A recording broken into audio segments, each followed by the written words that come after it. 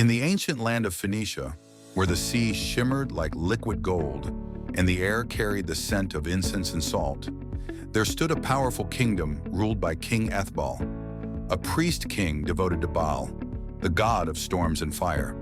In his palace of marble and bronze, a daughter was born, Jezebel, princess of Sidon. From her first breath, her life was surrounded by fire and prophecy. The priests declared she would rule nations, that her name would echo across centuries. They were right, but not as they imagined. Jezebel grew in a world of splendor and sacrifice.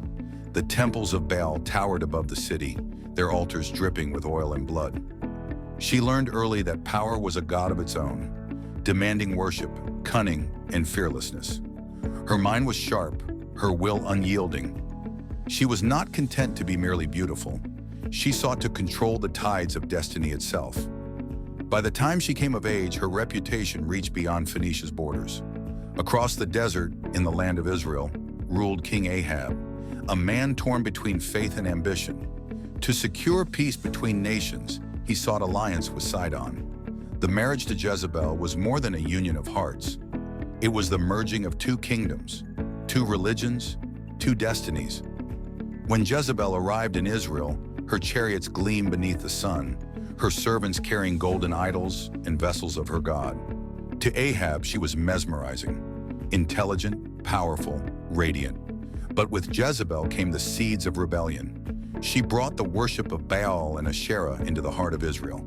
The smoke of her sacrifices rose where once only prayers to the God of Abraham had been lifted. Ahab, swayed by her influence, built temples to Baal in Samaria, the capital. The queen's priests filled the royal court, and her altars burned day and night. The people of Israel, once chosen by the true God, began to kneel before idols of stone. The land that had been holy now echoed with chants to foreign gods. Jezebel's reign was as dazzling as it was dark. She ruled not beside her husband but above him. Her voice commanded obedience, her beauty inspired fear. The prophets of the Lord were hunted, silenced, or slain. The brave who refused to bow were driven into caves, living like fugitives. Jezebel's name became a whisper of dread among the faithful. But in the wilderness, a voice rose against her. Elijah, the prophet of God, appeared like a flame in the desert. He stood before Ahab and declared, "As the Lord lives, there shall be no dew nor rain in Israel except at my word." Then the skies closed, days turned to months, and months to years. The land shriveled under the burning sun. Rivers dried into dust, and hunger gnawed at the hearts of the people. Yet Jezebel's pride only grew. She sacrificed more, prayed louder, and demanded loyalty from her subjects. Her faith in Baal became defiance against heaven itself. Then came the day of reckoning, a test between gods. On Mount Carmel, Elijah called for a contest. If Baal is God, let him answer by fire. But if the Lord is God, follow him. Jezebel's prophets, 450 in number, gathered, chanting from sunrise to sunset. They cut themselves, their blood mixing with the dust, crying out for fire. But the sky was silent. Then Elijah rebuilt the broken altar of the Lord. He drenched the sacrifice with water and prayed. In an instant, fire fell from heaven, roaring like a tempest. It consumed the offering, the wood, even the stones and dust. The people fell on their faces, crying, "The Lord, He is God!" Elijah's victory was complete. The prophets of Baal were struck down by the sword. The drought broke, and rain fell again upon the land. But when Jezebel heard the news, her fury darkened the skies. She vowed to kill Elijah, swearing that his life would end as her prophets had. Her rage shook the palace, and Elijah fled into the wilderness to escape her wrath. Years passed, yet Jezebel's heart did not soften. Her beauty, once her power, became her mask. Beneath it burned arrogance and cruelty. She had tasted blood, and it no longer frightened her. She silenced truth, controlled kings, and ruled her world through fear. One day her husband Ahab looked upon a vineyard belonging to a man named Naboth, a simple, righteous man. Ahab desired it for himself, but Naboth refused to sell it, saying, "The inheritance of my fathers is not for sale." Ahab sulked like a child, refusing food. Jezebel saw his weakness and smiled. "Do you now rule Israel?" she asked. "Rise. I will give you the vineyard." She forged letters in Ahab's name, sealed them with his ring, and sent them to the elders of the city. She commanded them to accuse Naboth falsely of blasphemy and have him stoned. It was done swiftly. Naboth was murdered, and Ahab took possession of his vineyard. But heaven was not silent. Elijah appeared again before Ahab, his eyes blazing. "Thus says the Lord Mirror," he cried, "in the place where dogs licked Naboth's blood, shall dogs lick your blood, even yours. And of Jezebel the dogs shall eat her by the wall of Jezreel."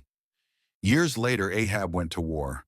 A random arrow struck him between the armor plates, and he bled into his chariot. As the sun set, his blood spilled upon the ground, and dogs came to lick it. The prophecy had begun.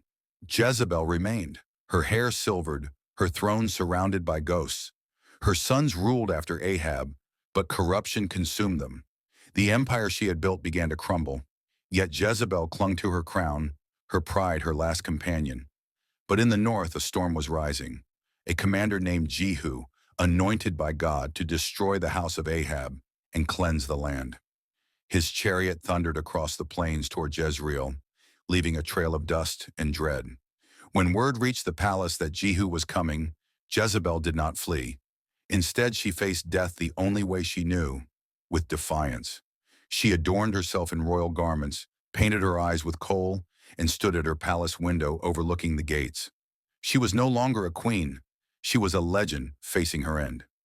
Jehu arrived beneath her tower, his voice echoing like thunder. "Who is on my side?" Two eunuchs stepped forward behind Jezebel, servants who had once feared her. Without hesitation, they seized her and hurled her from the window. Her body struck the wall. Blood splattered the stones of Jezreel.